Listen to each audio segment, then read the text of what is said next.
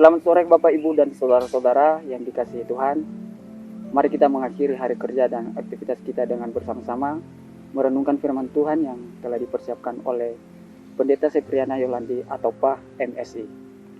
Bahan bacaan kita pada sore hari ini terambil dari Galatia pasal 6 ayat 2 sampai ayat yang ketiga.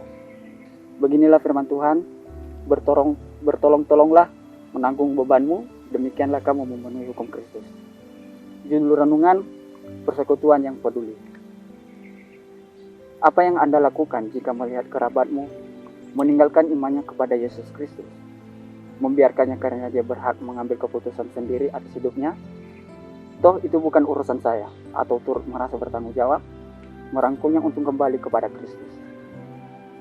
Surat Paulus kepada jemaat di Galatia ditulis bagi orang Kristen yang menyimpang dari Injil Yesus Kristus dengan kembali kepada pelaksanaan hukum Musa. Orang Yahudi mengajari orang Kristen bahwa mereka harus disunat sebagai ritus hukum Musa agar diselamatkan.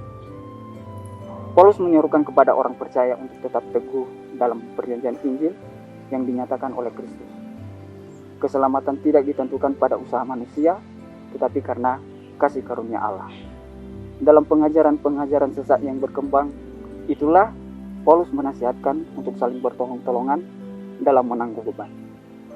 Bukan hanya beban jasmani, tetapi juga beban rohani yang berkaitan dengan tantangan iman.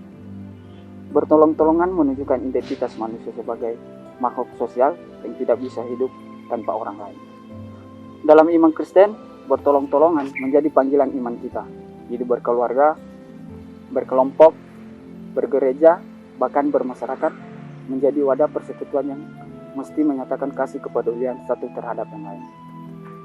Setiap kali kita bergumul dengan sesama yang sedang mengalami tantangan dan kepedihan, maka kita pun sedang menjadi mitra Tuhan, perpanjangan tangan Tuhan, bahkan jawaban Tuhan untuk menolong sesama. Hal ini menjadi tanda bagi kita untuk hadir sebagai persekutuan yang peduli. Persekutuan yang peduli merupakan kekuatan dan penopang dalam mewujudkan harapan hidup.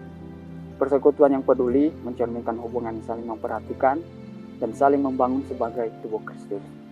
Dasar dari persekutuan adalah Allah yang memanggil manusia masuk ke dalam persekutuan dengannya melalui Yesus Kristus dalam rohnya.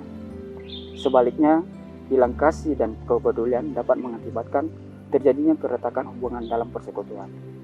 Jika sedang mencari cara melakukan perintah Kristus mengasihi sesama, maka firman Tuhan mengingatkan, hiduplah sebagai persekutuan yang peduli, saling bertolong-tolongan dalam menanggung beban, sebagai bagian persekutuan tubuh Kristus. Kita memberikan kepedulian untuk memerdekakan mereka dari berbagai pergumulan, bahkan membawa mereka kembali pada jalan yang benar. Inilah tanggung jawab iman sebagai persekutuan tubuh Kristus. Sebagai refleksi kita pada sore hari ini adalah hidup sebagai persekutuan yang peduli adalah panggilan iman kita. Mari kita berdoa. Ya Tuhan, tolonglah supaya kami mampu hidup dalam panggilan sebagai persekutuan yang peduli bagi sesama. Amin.